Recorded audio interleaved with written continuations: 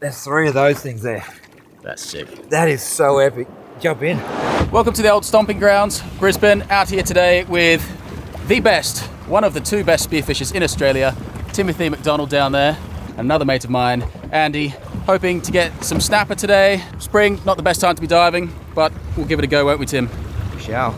The recent southerly winds had pushed in the clean water and we were greeted with over 20 metres visibility. I wasted no time and headed straight down to this familiar front edge of the reef. I think I first dived this spot in 2006. The undercut here can sometimes have mangrove jack inside, but nothing today.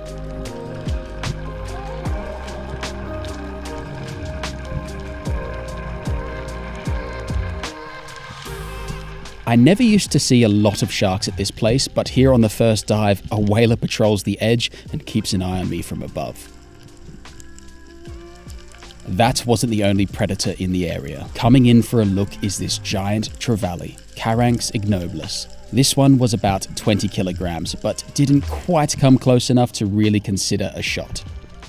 I've seen shoals of these giant trevally at this spot before. Here in 2013, this load of brutes, all over 30 kilograms, come in for a look at the end of my breath hold. It was the same time of year as well. Tim is on his way down, and it's not long before I hear his gun go off and I spot him returning to the surface.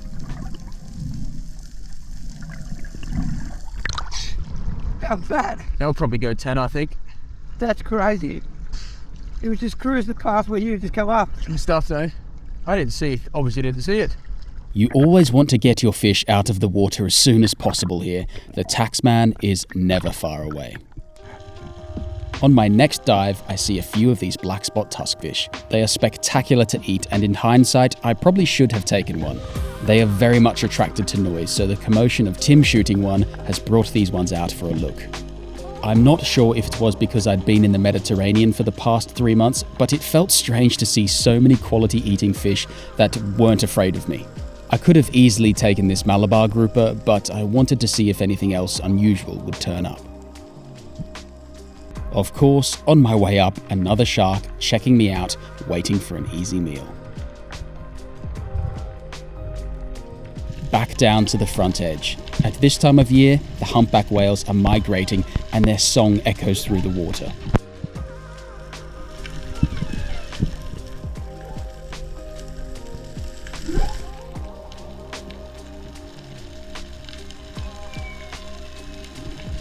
I spot some big eye sea bream in the distance and eventually settle down on this rock and begin to scratch.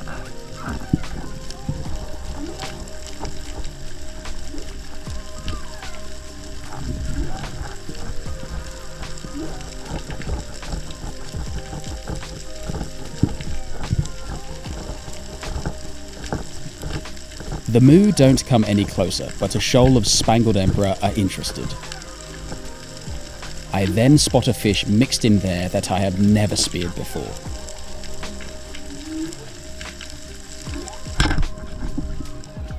Even with a perfect stone shot, I know those pesky whaler sharks won't be far away.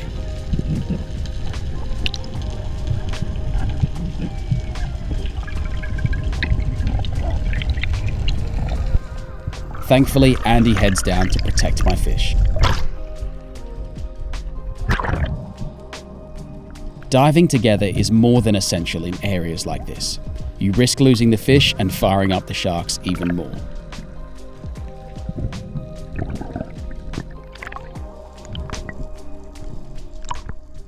It's been a little bit of a slow start this morning on the fish front for me. All I've shot is a Robinson sea bream. Seen a few nice fish. One thing I've seen lots of though is big hungry sharks. You found a nice little rock driving randomly. What are you expecting to find on this? What's that sort? I would expect a pearl beach. So 32 to the side there, and you'll be able to hopefully shoot a big fat pearl perch. Yeah, that's the plan. The idea here is to park the boat on top of the spot so you don't have to anchor. You can see the sounder working really well. Tim's going to drop down and hopefully come up with a very, very nice fish.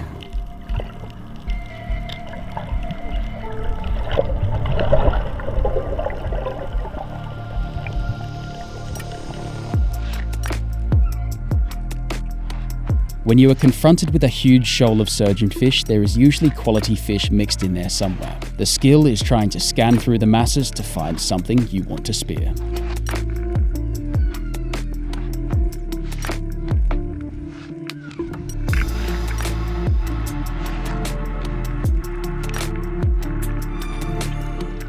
Oh, that's a really nice pearl perch, mate. Oh, it's a lovely fish. Taking advantage of the clean water, we did a drift over some scattered reef to see if we could find a coronation trout. Tim picked up a high-fin rock cod, which are fantastic eating. While he was dealing with that, a shoal of Spanish mackerel made an appearance and I made a dive. At first, the mackerel are heading away from me and not particularly interested. I make some noise with my throat as a last-ditch effort to try and get it to come closer.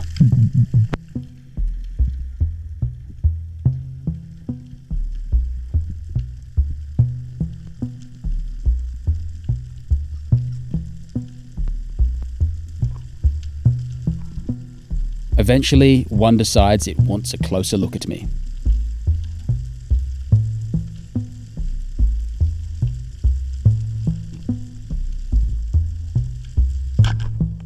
I must have clipped the spine as this fish is hurt pretty badly. Surprisingly, I didn't see any sharks show up. This is only around 7 or 8 kilograms, which is typical for these early season Spanish mackerel in the spring. They are exceptional raw or cut into steaks to grill on a barbecue. Next, we're off to a new rock Tim has found in recent years. It's about 30 meters deep and he generously gives me the first dive. As I'm breathing up, I can hear my GoPro beep and I know it's going to die soon, so I've only got about 20 seconds of recording left.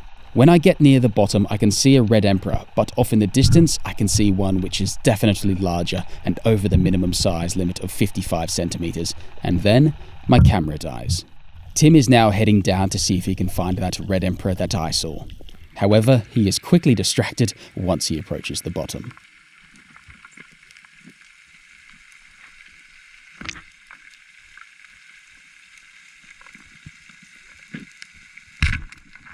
A perfect shot on this black spot tusk fish.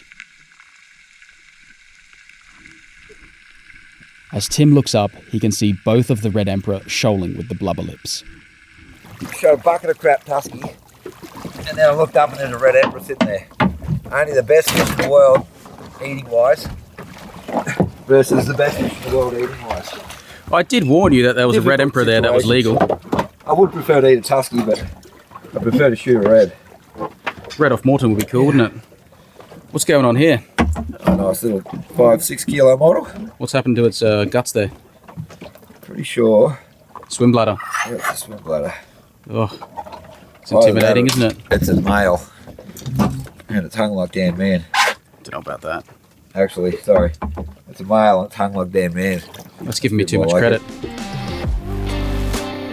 After Tim, Andy had a dive and also saw the reds, but wasn't sure on the size, so left it alone. I knew the one I saw was a legal fish, and I hoped they hadn't spooked by the time I got back down there.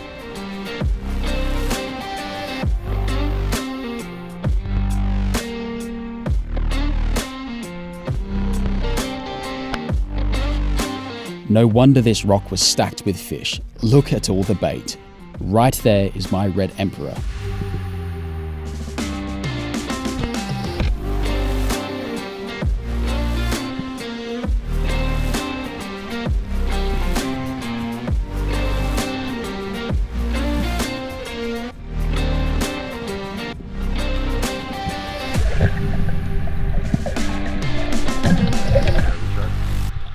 Not something I expected to shoot out here at Moreton Island today. I think we all saw this fish on 3 separate occasions and then finally got down and managed to put a spear into it. Gorgeous eating fish, probably one of the best in Australia, I think. This size is just perfect for whole cooking. They have to be 55 centimeters. This goes 56.5. Well in for legal. Super happy with that. Starting to get a few more fish in the esky now. This little spot here, one I've dived for many years with Tim. Normally you get mulloway on it, but apparently the sharks are becoming quite a problem here. So we'll see if a mulloway gets shot and if it makes it to the surface. Oh, you got that boarfish. What are they called? There's some sort of weird boarfish, but that is super epic, mate. They're normally deep. How deep was that? 30. There's 3 of those things there. That's sick. That is so epic. Mate, there is a 50 kilo black cod there as well. What do you want that for? What? Mate, very impressive. So what, you saw a bunch of fish down there. What did you see, Tim? Tell me about Saw it. a massive black cod that I want to shoot pretty badly. And then I saw these three things, big amberjacks.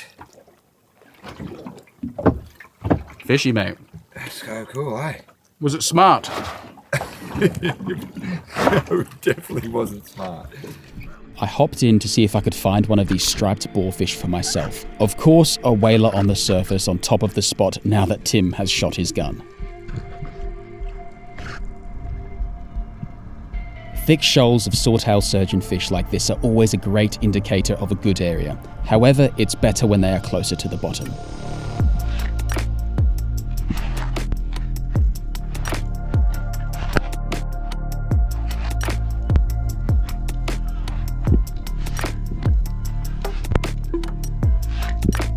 Tim had told me the boarfish were hanging under the ledge here.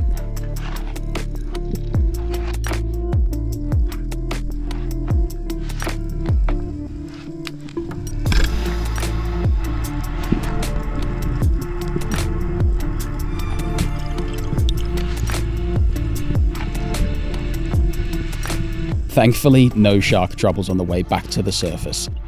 This one weighed in at 2.28 kilograms. I doubt if I will ever see one of these in the water again, as they are rarely encountered by spearfishers. I've only ever heard of one other being speared by Reese Drury in New South Wales. It seemed our run of good weather for the day was coming to an end. You could see the front closing in on us. The weather has turned a little bit nasty just now. Wind's picked up a bit. Swells coming in a little bit more. A few more spots to check before the sun goes down. Maybe a snapper with the tide changing. But overall, been a fantastic day so far. Shot a couple nice fish, some fish that I don't usually get to shoot. Red Emperor, that's cool. Boarfish, I hope that's as tasty as the ones that you get down south in Australia and in New Zealand. But overall, very happy to be back home, checking out the local haunt. So Tim just said he's lost a massive snapper and it's gone into a cave. He's gonna go have a look for it. Hopefully he gets it. I found it! Did you get it? Yeah! I'm just drifting in thinking that this is crap, I'm gonna get out of here. Not happening. All of a sudden I saw a school of Sergio's snapper just sitting in the middle of it, dumb. I dove down, I was just about to get a shot on him and he kicked off. And I hit him in the spine, snapped his spine, took off and speared, got jammed and rocketed into the gauge. Went up in a hole, chased him for like 50 metres, going nuts like trying to swim. Went up in a hole. Dan chucked me the torch, about to dive with the torch, and he just come out of the hole and was trying to swim and doing loops. Oh, good night, Bobby. Lovely fish, mate. Nice knob on his head. Conditions have deteriorated. Just a little bit. The only bonus, I thought I was going to do this all day. Very nice, mate. Right, time to get in and Let's go. get one for myself.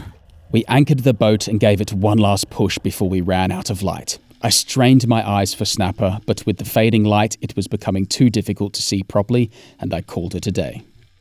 Clouds have come over, even though we've got maybe half an hour left of daylight. Really struggling to see down on the bottom, but what I didn't struggle to see is a massive humpback whale that just swam past me. Those things are hard to miss. Enormous, really cool. I've seen them in the water a few times, but just to get up close with one again, really nice.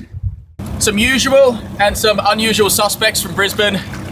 As I've said before, Brisbane has some of the best fish diversity in Australia. There's not a lot of fish that haven't been shot here. If you can think of a species, it's probably been shot off Brisbane before. Thanks for the day out, mate. Thanks, mate. And Jonesy, shooting all the fish as well. Thanks. Tim ended up shooting another striped boarfish later in the day. His first one ended up being a new Queensland and Australian record at 3.18 kilograms. Well done, mate. I'm just taking the sides off this striped boarfish, and my word, the fillets look amazing. Big, white, juicy. My dad ended up eating the boarfish I shot, and he told me it was exceptional. Good to know for next time if I ever come across one again. This red emperor I want to do whole, so what I'm going to do is just take the scales off, gut it, clean it up properly, and we will cook that tomorrow. To many people, this is just another fish, but for me, it represents a lot of significance and history in our family for fishing. My dad would target red emperor up and down the east coast of Australia, and they would come home as one of the most prized fish in the esky, actually the most prized fish in the esky because of their eating qualities. Tonight, going to keep it very simple, parsley, lemon in the gut cavity. You can essentially throw this on a fire and it will taste amazing. And I have the very great privilege tonight of cooking it for my dad. Lashings of olive oil. After about 40 minutes, our fish is perfectly cooked because I checked it with a thermometer. Here it is, the whole baked red emperor. Cannot wait to eat this thing. They are just seriously good. They are god tier fish. It's the best thing that you could possibly get off Brisbane, I think. And what does the oracle say? I'm gonna win.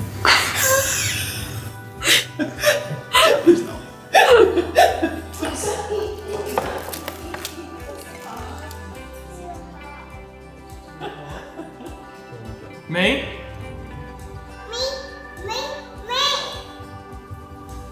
I think that sums up the taste test. Is it nice, Abigail? Yes. I think that taste test is pretty conclusive. If these guys are asking for more, it must be pretty decent. Thank you, Timothy, for taking me out diving, putting me onto this beautiful fish. It's been a real honor to cook this for my family tonight. If you like this video, please give it a thumbs up. It actually makes a difference for us. If you're not already subscribed, please consider doing so, and we'll see you on the next adventure in Brisbane.